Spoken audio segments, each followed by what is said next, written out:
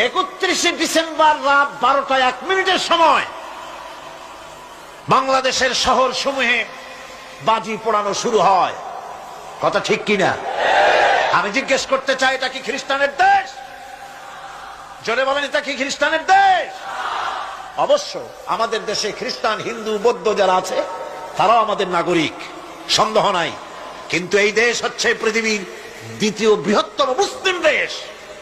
খ্রিস্টানেরা নববর্ষ উদযাপনের জন্য বাজি পোড়াক, ফুর্তি করুক, যা মোল্লায় তাই করুক, কিন্তু একজন মুসলমান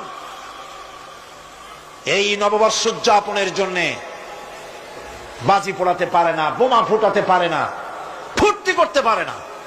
কোন মানে নাই, জাস্টিফিকেশন নাই। এটা যদি করা হয় আপনি খ্রিস্টানদের গোলামি করছেন, এটাই প্রমাণিত হবে। পয়লা বৈশাখ নববর্ষ উদযাপন করা হয় আমাদের দেশে। আজ 2-4 বছর ধরে শুরু হয়েছে পয়লা বৈশাখ উদযাপন করা।